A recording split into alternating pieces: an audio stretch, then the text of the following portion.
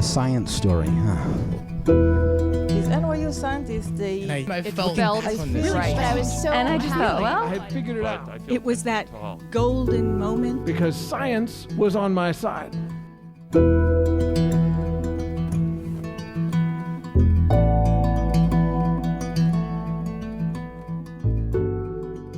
Hello, everybody. Welcome to the Story Collider, where we bring you true personal stories about science. I'm your host, Erin Barker, and this week we're presenting stories about luck. Our first story today is from Kory Evans. It was recorded in October 2019 at the Oberon Theatre in Cambridge, Massachusetts. The theme that night was unscripted.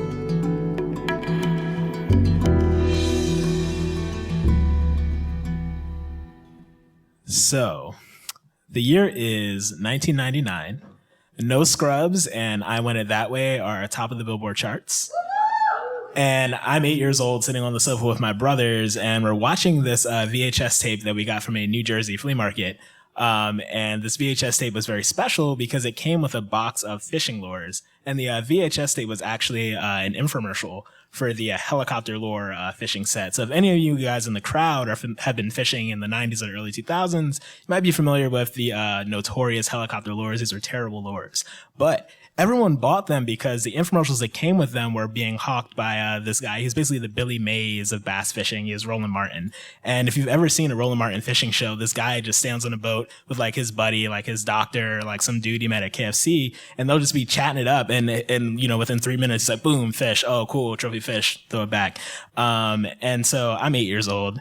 And, you know, my dad, he used to bring me and my brothers and I'm from North Philadelphia. So my dad used to bring us out in the outdoors all the time.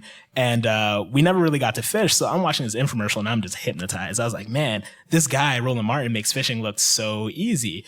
I need to do that. So I was like, and I remember looking at my twin, I was like, we need to go fishing. And my twin was like, no. So I watched the infomercial like 4 or 5 more times before my twin actually stashed the VHS. I found it like 2 years later in the basement. So yeah, I watched this VHS a bunch of times and I was like, all right, I need to learn how to fish. And my dad, although he was really big into the outdoors, didn't really know how to fish. My mom certainly didn't. So, I did the next logical thing, which is I ran to the public library where I stayed there for a month reading books about how to fish. And the weirdest thing is I didn't have a fishing rod or line. So imagine like reading a book about how to tie knots without like a fishing line to like tie knots. So my dad sees this and, he I guess he takes pity on me. So he hits, Kmart at the time and buys a couple fishing rods. And from that day on, I started fishing and I found a local, you know, stream near my house, a couple blocks down the street. And I was fishing there all the time. I didn't really care what I was catching. I just wanted to be out there fishing. Side note, I never caught anything on those helicopter lures. Nobody did.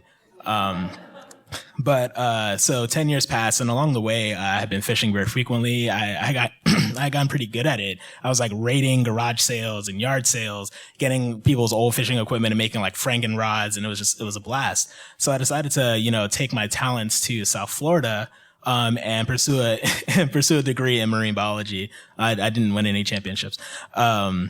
But so yeah, I went down there and I was super amped. I wanted to get down there and I wanted to be a fish biologist. So I touched down on campus, and I find out I actually can't take any fish biology classes for like 2 years. So now the year is 2011 and now I can take my first fish biology class. And I had been, you know, super anxious about this the entire time because the first, you know, 2 years of college for me were actually pretty bad. I was, you know, floundering in classes and I thought floundering, no pun intended. I was floundering in classes and I thought that this fish biology course might turn things around for me. I was wrong again. So I'm taking this class and like the first, you know, 1/5 of the course, my grades are sucking again. And one of the reasons why is because this class was focused on all saltwater fishes. And in North Philadelphia, I was only exposed to freshwater fish. And for those of you who might not be familiar with fish, it seems like a kind of minor distinction, freshwater versus saltwater. But when I tell you that there are 30,000 species of fish, and they basically play by their own set of rules, like this isn't birds or mammals where if you've seen one bird, you've seen like all of them. You can catch a fish in a pond and then 500 feet, you could walk to the, you know, the shoreline of an ocean. And these fishes are doing very different things, playing their own different game. And it's madness. So, it was weird because for me, I was actually the only black person in my class and everyone else were, you know, white South Floridians who had grown up around these animals. So to them, this was, you know, like second nature. So I was struggling. Fortunately, we had our first lab coming up, and this class was really cool because it was a very hands-on class. So this first lab was actually a fishing trip. I was like, yes, something I know how to do. I had never fished in the ocean, but I assumed if you throw a line in the water, maybe something will bite it. That's what I was banking on. So we end up fishing in the back of this research facility. It's a boat launch. And the professor, he picks a student. We'll call the student Jesse. He gives the student the assignment of handing out fishing rods to all the people in class. So Jesse's handing out rods. I'm anxious. I'm waiting. I'm like, let's get it. Jesse comes up to me, and before he hands me the rod, he says, "Hey, Kory, sorry we don't have any cane poles for you. You'll have to make do with this regular fishing rod." So we're going to pause there. So some of you might not be aware of some of the stereotypes that are associated with how people of color interact with the outdoors. The cane pole stereotype suggests that Black people are too poor or otherwise tactless to use a regular fishing rod, which might be kind of complex with the reel. So instead, they go to the woods, find a stick, tie a piece of line to it. So this was racist. Mad racist. And it's crazy because, like I'm from the inner city, so I'm aware of, institutional racism. I'm aware of redlining in the housing districts and being followed in convenience stores. But this is my first time ever being confronted with like this kind of like down south racism. So it was weird. And it's funny because, you grow up reading books about the civil rights movement and you're thinking, man, if anyone's ever racist to me, this is what I do. And I didn't do any of that. I was like, damn, is this a racism? This is like, it's 2011. Like, is this a racism? Like a wild racism just appeared. So I took the rod. I was like, whatever, man. I took the rod, and I knew as long as he didn't know how good a fisherman I was. I knew as long as I had a rod in my hand, I kind of had a chance. So I started casting, and I think by my second cast, within a couple of seconds of my line hitting the water, boom, caught a lane snapper. And maybe every other cast, I was bringing in fish, and it was crazy, and it was a blast. I was like, whoa, this ocean stuff is pretty easy.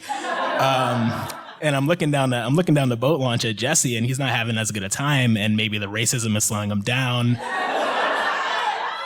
I'm not really sure. But class is winding down now. We're about to pack up, so I actually take my last cast. And if any of you guys are fishermen out there, the last cast is sacred. You almost never catch anything on it, but you need to do it. So I took my last cast, and I remember casting towards this wooden pylon further than I had cast before, off to the left.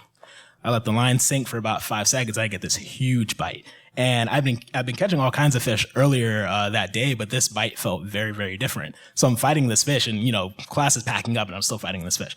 And as this fish is approaching the dock, I see this really dark silhouette. I was like, this doesn't look like anything I've caught earlier today. So we bring it in, and it turns out nobody really knew what it was. The professor had to actually go get a book, key it out. It turns out it was a black sea bass. We'll return to that. He looks at me and he says, "Kory, where did you learn how to fish?" So I looked at him, and then I looked at Jesse, and I said, "Philadelphia, Pennsylvania." So what was really crazy about this fish is that it wasn't necessarily supposed to be there.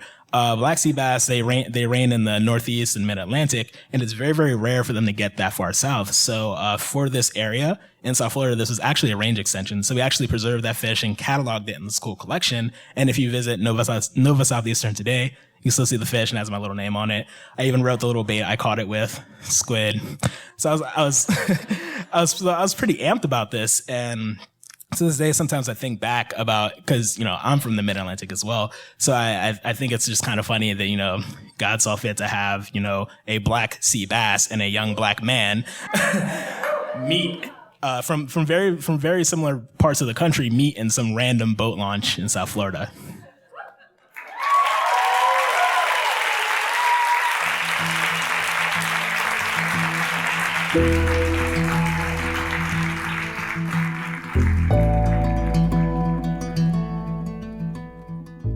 That was Kory Evans. Kory is an evolutionary biologist broadly interested in the development, evolution, and ecology of phenotypic diversity. His research integrates developmental biology, biomechanics, phylogenetic comparative methods, and ecology to understand how phenotypes develop, evolve, and interact with their respective environments across multiple timescales, and how intrinsic and extrinsic mechanisms influence patterns of phenotypic diversity. Before we continue with our next story today, I just want to remind everyone about our live online shows, which are occurring nearly every week these days, including tonight's Science Story Slam, where myself and Story Collider founder Ben Lilly will be providing feedback and encouragement to our slammers. You can find out more about that at storycollider.org. What's the best way to learn a new language? Immersion. But sometimes that's not in the cards. But you can still learn a language the second best way, and that's with Babbel. Now, I might only be 1 week into learning German with Babbel, but I'm so excited to start being able to speak German with my mom. With Babbel, you can learn everything you need to have real-world conversations, and all it takes is just 10 minutes a day. One study found that using Babbel for 15 hours is equivalent to a full semester at college, which is bonkers. But Babbel is conversation-based learning with science-backed cognitive tools like spaced repetition and interactive lessons created by real language teachers and voiced by real native speakers. So here's a special limited-time deal for our listeners. Right now, get up to 60% off your Babbel subscription, but only for our listeners at babbel.com/story. Get up to 60% off at babbel.com/story. Spelled BABBEL.com/story. Rules and restrictions may apply. Our next story today is from Carla Katz, who was recorded in November 2019 at Caveat in New York City. The theme that night was outliers.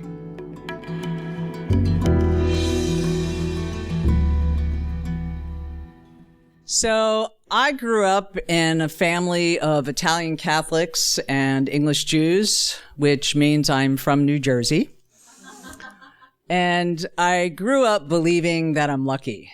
I'm like really good at those scratch-off lottery tickets. And I have awesome parking karma, which in Hoboken, where I live, is a big fucking deal. But I wasn't feeling very lucky 5 years ago when my doctors told me that my kidneys had failed due to a genetic disease called PKD. And getting on the kidney transplant list is a multi-month event with just tons of tests, EKGs and MRIs and MRAs and my personal favorite, the colonoscopy. It was all a pain in the ass.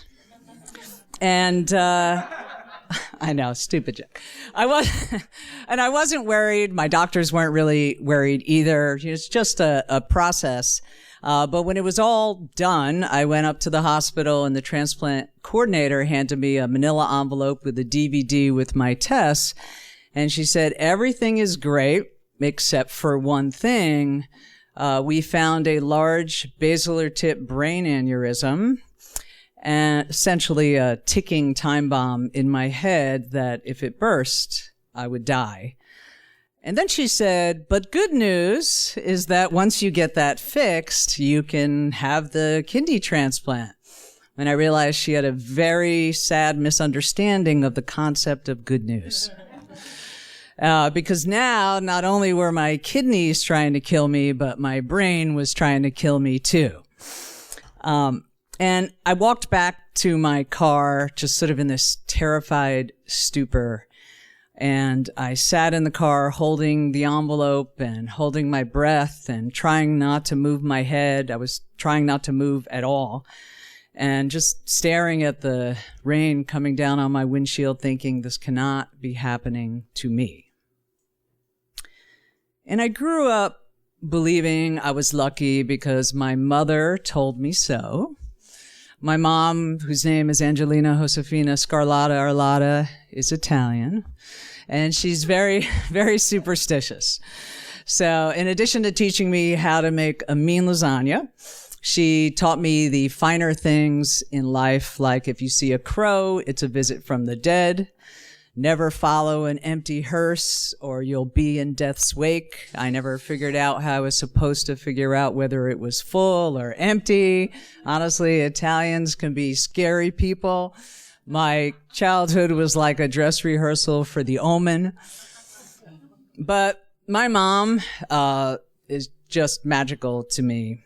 And when I was 8 years old, we were sitting on the back porch with my Aunt Dolly drinking lemonade. And my mom heard somebody say, Angie, come help me. And so she ran next door to our row house to see if the people on either side were okay, and everybody was fine. And she came back up and she heard it again. Angie, come help me.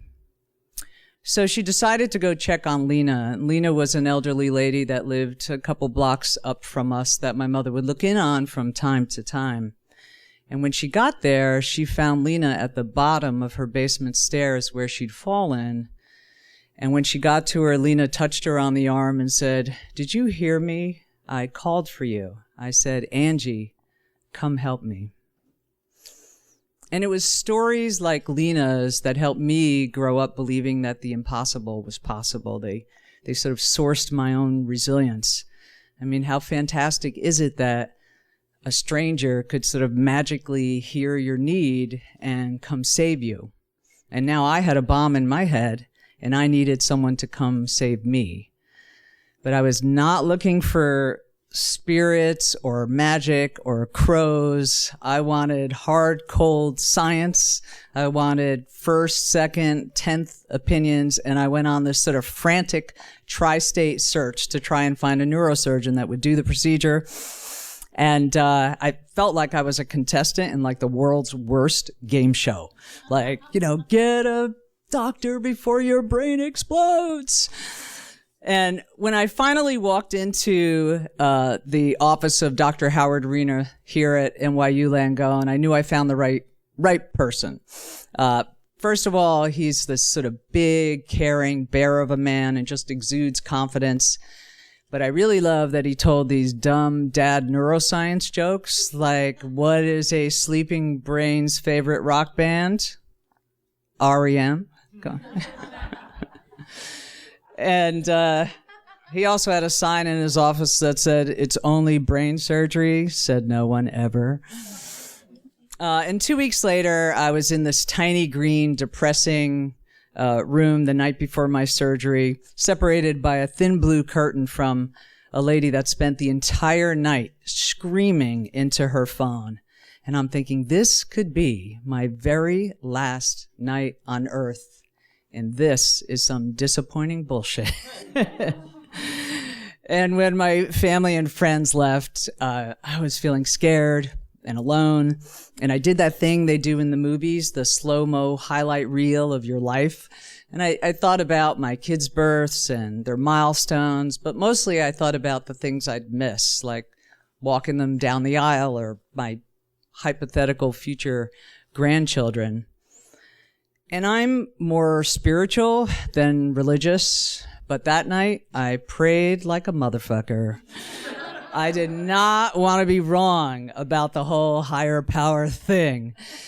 And while I'm praying, this rabbi just suddenly appeared in my doorway, and his name was also Katz, like mine, and he just said, "God told me to tell you that you're going to be just fine."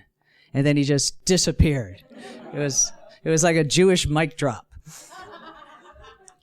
And the next morning, as I'm headed into surgery, I just had this one sort of mantra, like a command to myself: wake up, wake up, wake up. And spoiler alert, obviously, I survived. And when I woke up with 7 titanium coils in my head and a wicked headache, but I also had the realization that I had fixed one body part, but I still had another one trying to murder me. And the wait to get a cadaver kidney on the transplant list on average 5 years, and I don't have that kind of time. So I need to find a living donor. And my brother, who also has PKD, had a transplant 5 years before that, and we had exhausted all potential family donors. So I knew I was down to good friends and dead people. And I had no idea how to find a donor, so I did what everybody would do. I Googled how to ask for a kidney. And when I typed in the words, how to ask someone for, Google came up with for money, if they are gay, or for weed. Those were my top 3. And I would have been really thrilled to be wondering about any of those things. But the real answer was just to ask. And I'm really good at asking for things. I'm a labor lawyer. I'm a union negotiator. I ask for things professionally. But this was too big of an ask, and I couldn't do it. But the word got out through friends, and suddenly angels started to appear. And all 14 amazing, insane friends went and got tested to see if they were a match.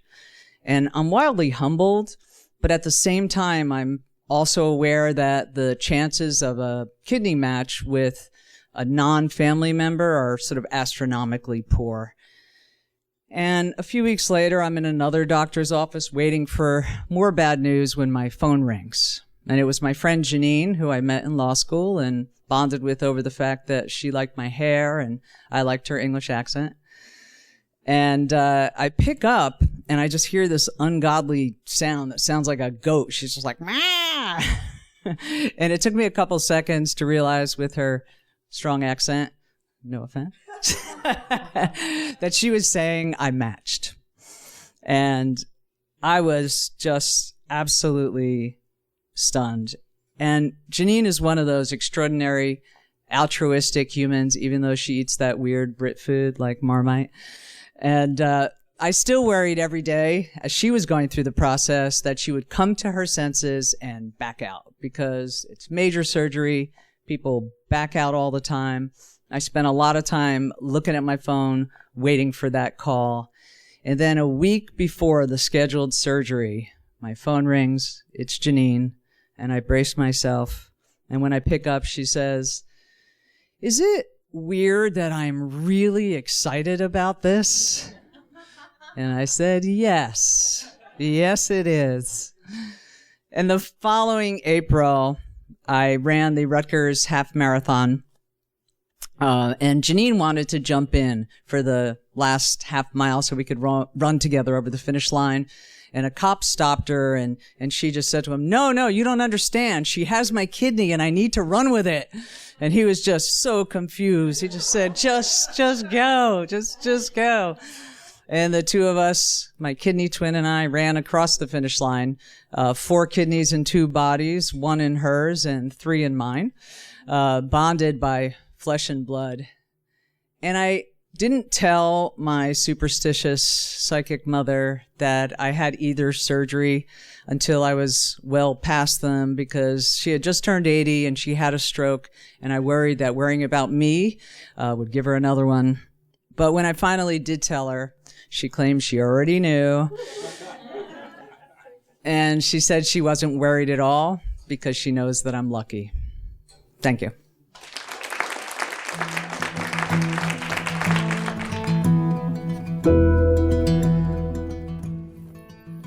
That was Carla Katz. Carla is a Jersey born and bred storyteller, comic, and actor living in Hoboken. Her solo show, Angelina, debuted at the SOLOCOM 2019 Comedy Festival at the Peoples Improv Theater, and her earlier solo show, Body Parts, sold out at SOLOCOM 2017. She is a Moth StorySLAM Champion and has performed widely in New York and New Jersey. Carla is co-producer with Adam Wade of the Hoboken-based On the Waterfront storytelling series. We're so grateful to Kory and Carla for sharing their stories with us. The Story Collider is also grateful for the support of Science Sandbox, a Simons Foundation initiative dedicated to engaging everyone with the process of science. The Story Collider is led by me, Artistic Director Erin Barker, with help from Deputy Director Nissa Greenberg, Operations Manager Lindsay Cooper, and the rest of our amazing team. The stories featured in today's episode were from shows produced by Catherine J. Wu, R.A. Daniel, Paula Croxon, and Zach Stovall. The podcast is edited by our podcast team, including Jen Chen and Gwen Hogan. The theme music is by Ghost. Special thanks to Oberon and Caveat for hosting these shows, and to everybody who needs a little luck right now. Thanks for listening.